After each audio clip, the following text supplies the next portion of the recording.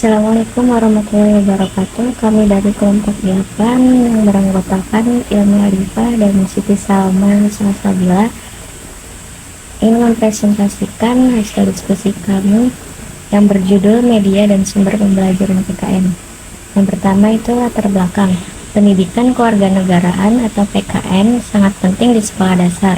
Mata pelajaran ini berperan fundamental dalam menanamkan karakter, sikap, dan nilai-nilai kebangsaan pada siswa sejak usia dini, membentuk fondasi bagi kehidupan berbangsa dan bernegara di masa depan. Dalam pelaksanaannya, keberhasilan pembelajaran pendidikan kewarganegaraan atau PKN sangat bergantung pada pemilihan dan penggunaan media serta sumber belajar yang tepat dan relevan untuk menyampaikan pesan pendidikan secara efektif dan menarik kepada siswa. Dengan beragam media pembelajaran baik visual, audio maupun audiovisual, guru dapat menyampaikan materi PKN secara konkret, interaktif, dan mudah dipahami siswa. Demikian pula dengan sumber belajarnya, baik yang dirancang khusus maupun yang dimanfaatkan dari lingkungan sekitar, dapat memperkaya pengalaman belajar siswa dan membuat proses pembelajaran lebih bermakna. Media pembelajaran merupakan alat bantu penting untuk meningkatkan efektivitas proses belajar mengajar. Proses belajar mengajar kini tak lagi terbatas pada buku dan papan tulis, karena tersedia beragam media pembelajaran bagi para pengajar. Yang kedua itu pengertian sumber pembelajaran. Segala sesuatu yang dapat digunakan oleh guru dan siswa untuk mendukung proses belajar mengajar, baik secara terpisah maupun secara gabungan, dengan tujuan meningkatkan efektivitas dan efisiensi tujuan pembelajaran. Selanjutnya ada jenis-jenis media dan sumber belajar dalam pembelajaran PKN di SD. Yang pertama, jenis-jenis media pembelajaran PKN di SD. Ada media visual. Media visual merupakan jenis media yang digunakan hanya mengandalkan indera penglihatan semata-mata dari peserta didik. Misalnya, media visual non-proyeksi itu benda realita, model prototipe, dan grafis. Dan media proyeksi seperti PowerPoint, Paint, dan AutoCAD.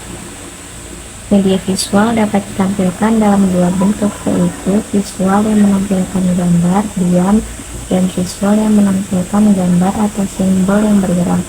Contohnya itu seperti poster nilai-nilai Pancasila, gambar tokoh nasional, peta wilayah Indonesia, kartu bergambar atau flashcard, dan infografis hukum dasar dan hak warga negara. Selanjutnya ada media audio. Media audio merupakan jenis media yang digunakan dalam proses pembelajaran dengan hanya mengandalkan indera pendengaran siswa. Contohnya itu seperti rekaman lagu-lagu nasional, rekaman pembacaan teks Pancasila dan Undang-Undang Dasar, cerita moral dalam bentuk audio, dan dialog atau drama pendek bertema kewarganegaraan. Selanjutnya, media audiovisual. Media audiovisual merupakan jenis media yang digunakan dalam kegiatan pembelajaran dengan melibatkan pendengaran dan penglihatan sekaligus dalam satu proses atau kegiatan. Contohnya, video animasi edukatif, film pendek atau dokumenter, simulasi digital atau video role play, video lagu nasional yang dilengkapi gambar lagu. Kemudian ada media cetak. Media cetak merupakan jenis media yang telah lama digunakan sebagai sarana dalam aktivitas belajar. Media cetak juga dipandang sebagai jenis media yang relatif murah dan memiliki sifat yang fleksibel bagi penggunanya. Contohnya seperti buku cetak, buku teks, brosur, buklet, pamflet, dan lain-lain. Yang terakhir itu media pameran.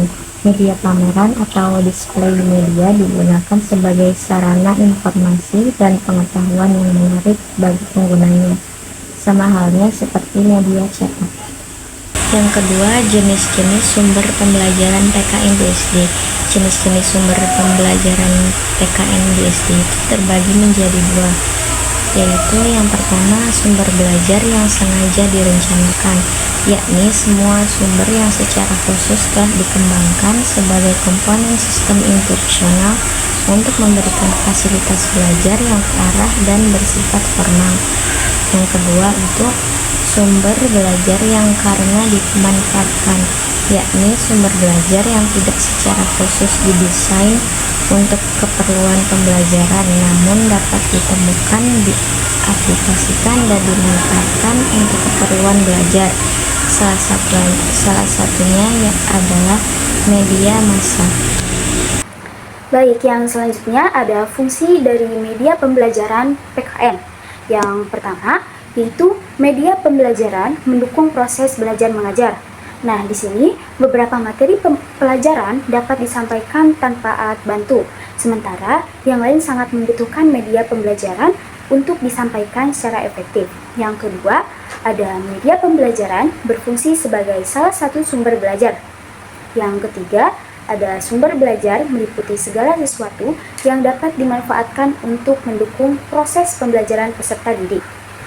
Nah, sumber belajar ini dapat dikategorikan menjadi 5 kelompok, yaitu manusia, buku dan perpustakaan, media, massa, lingkungan alam, dan media pendidikan. Langsung saja, dalam buku pembelajaran konseptual disimpulkan bahwa fungsi dari sumber pembelajaran itu adalah satu, sumber informasi yang digunakan dalam proses pembelajaran. Jadi, sumber pembelajaran menyediakan informasi penting seperti fakta, konsep, prinsip, atau prosedur yang dibutuhkan siswa untuk memahami materi pelajaran. Yang kedua, mengatasi keterbatasan pengalaman belajar. Pengalaman belajar siswa ini berbeda-beda. Jadi sumber belajar dapat memperkaya pengalaman mereka dengan menawarkan berbagai perspektif dan simulasi dari peristiwa yang mungkin tidak dapat mereka alami secara langsung. Yang ketiga, memungkinkan interaksi langsung. Nah, sumber belajar seperti alat peraga, eksperimen, atau narasumber memungkinkan interaksi langsung siswa dengan objek atau konsep yang dipelajari, sehingga meningkatkan pemahaman melalui pengalaman nyata. Yang selanjutnya ada memungkinkan keseragaman pengamatan. Jadi sumber belajar visual seperti gambar, video, atau model membantu memastikan semua siswa mengalami dan memahami hal yang sama. Itu mengurangi perbedaan persepsi di antara siswa. Dan selanjutnya meningkatkan motivasi. Sumber belajar yang tepat dapat meningkatkan motivasi dan semangat belajar siswa. Nah, ketertarikan dan tantangan yang diberikan oleh sumber belajar mendorong eksplorasi dan pemahaman materi yang lebih baik. Yang selanjutnya adalah manfaat dari media pembelajaran.